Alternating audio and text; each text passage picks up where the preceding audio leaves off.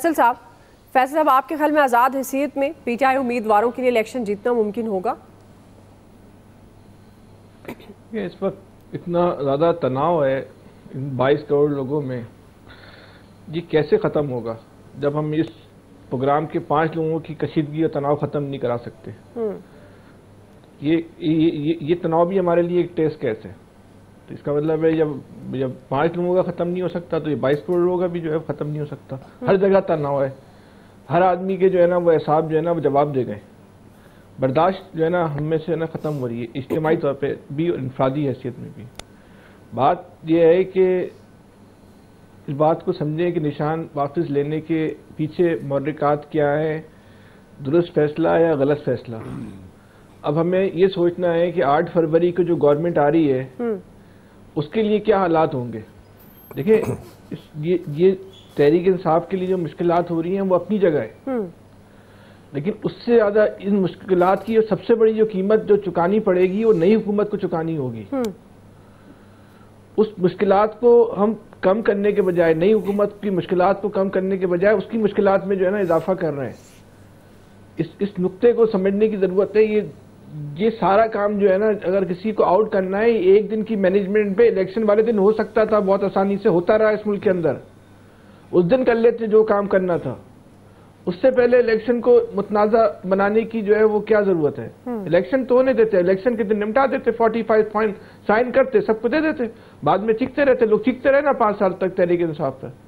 پہلے سے سارے کام کرنے کی کیا ضرورت ہے؟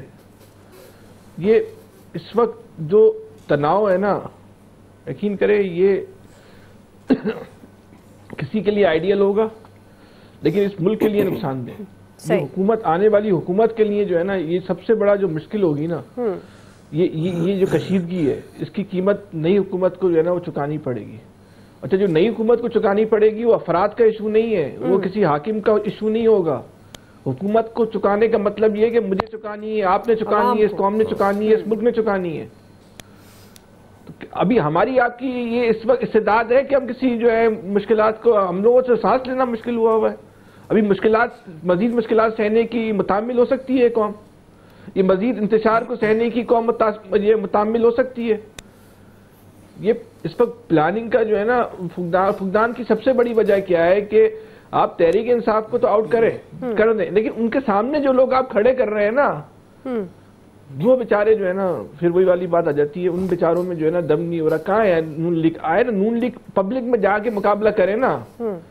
آج میں اسلام آباد کے ایک صحافی کا ویلاگ سن رہا تھا، طلعت حسین صاحب کا. وہ کہہ رہے ہیں کہ جبکہ ان کے بارے میں وہ بڑی ایک ہمدردانہ رائے رکھتے ہیں. وہ کہہ رہے تھے کہ پوری نون لیگ جو ہے وہ کوئی کارپوریٹ آرگنائزیشن بن گئی ہے کہ ایئر کنڈیشن کمروں میں اجلاس کرتے ہیں، وہاں سے اپنے گھر چلے جاتے ہیں. یہ سیاست نہیں ہے. اب ان لوگوں کو اسٹیبلشمنٹ کے پیچھے آ کے کھڑا ہونا چاہیے نا بھائی کہ ہم آپ کے ساتھ کھڑے ہوئے، پبلک کے ساتھ شو کریں نا اپنی طاقت. نہیں ہو رہا. اب تو یہ جو تناؤ تو ڈائریکٹلی، یعنی کہ جو ایاز صاحب کہہ رہے ہیں، جو عامر صاحب کہہ رہے ہیں، جو ہر آدمی کہہ رہا ہے، یہ تو direct establishment versus Imran Khan ہو گیا نا.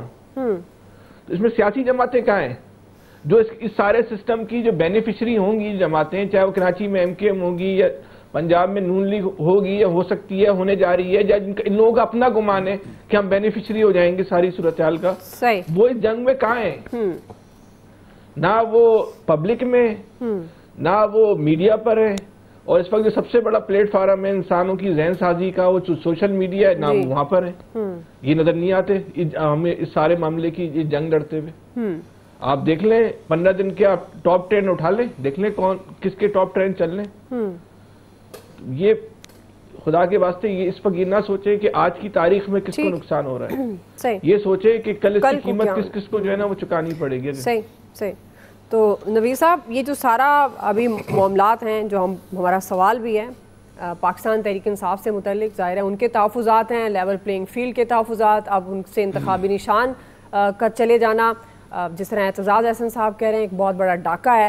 تو جو فیصل صاحب باتیں کر رہے ہیں کہ یہ آنے والا جو مستقبل ہے وہ مزید مشکل میں ڈالا جا رہا ہے، اور جو بھی نئی حکومت بنے گی، ظاہر ہے ہم بار بار بات کریں استحکام آئے ملک میں، وہ پھر اور مشکل ہو جائے گا اس کے لیے.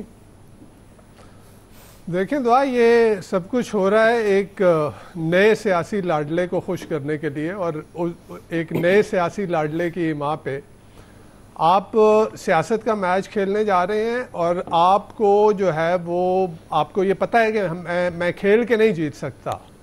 اگر آپ کو یہ پتہ ہوتا یا آپ کو یہ یقین ہوتا کہ جمہور کی رائے کے اوپر، جمہور کے اوپر آپ کو یقین ہوتا، تو آپ تو کہتے کہ جی دیں مخالف ٹیم کو اس کا کپتان بھی دیں، اس کو اس کے پلیئر بھی دیں، اس کو اس کا بیٹ بھی دیں، اور پچ بھی جو ہے وہ لیول پلینگ فیلڈ بھی دیں تاکہ کھیل کے ہم جیتیں۔ لیکن یہاں پہ تو جو نئے سیاسی کردار ہیں اور نئے سیاسی لاڈلے ہیں جنہیں ابھی جو ہے وہ قبولیت کا شرف جو ہے بخشا گیا ہے، تو ان کو تو یہ پتہ ہے کہ کھیل کے ہم نہیں جیت سکتے، تو انہوں نے کہا کہ جی سب سے پہلے تو آپ مخالف ٹیم سے اس کا کپتان لیں، پھر اس کے کھلاڑیوں کو تتر بتر کریں، پھر جو ہے پچ ہماری مرضی کی بنائیں۔ اب جب دیکھ لیا کہ سب کچھ ہو گیا اور پھر بھی ان کو یہ اس بات کا احساس ہے کہ ہم میچ نہیں جیت سکتے، تو انہوں نے کہا جی اب بلہ بھی ان سے چھین لیں۔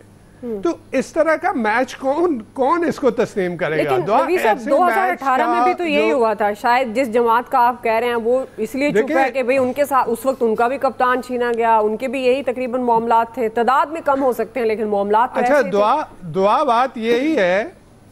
بات یہی ہے کیا ہم گول داروں میں گھومیں گے؟ کیا دو غلط چیزیں مل کے ایک ٹھیک چیز جو ہے وہ بنے گی؟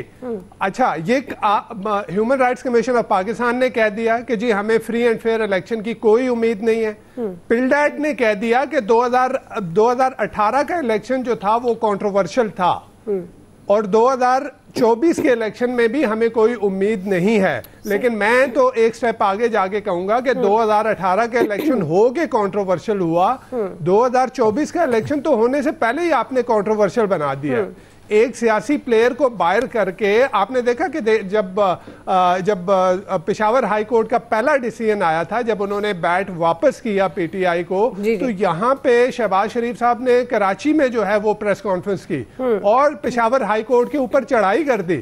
اگر آپ کو سیاست کے اوپر یقین ہے، آپ کو اگر یہ یقین ہے کہ عوام ہمارے ساتھ ہیں، آپ کو اگر یقین ہے کہ آپ کی جو نواز شریف صاحب کی پہلے کی 3 گورنمنٹ تھی ان کی کارکردگی جو ہے وہ لوگوں کے اندر ہے، تو آپ تو کہتے ہیں کہ جی دیں بیٹ بھی دیں، کپتان بھی دیں، پلیئر بھی دیں، اور مقابلے میں آ کے میدان میں میچ کھیل کے اور پھر جیت کے دکھاتے۔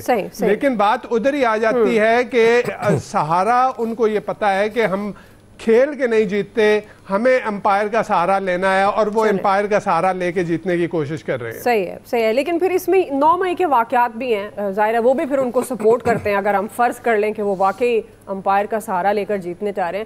اور آپ کی بات بالکل درست ہے، یہ دائروں کا سفر ہے، جو بات ایاز صاحب، عامر صاحب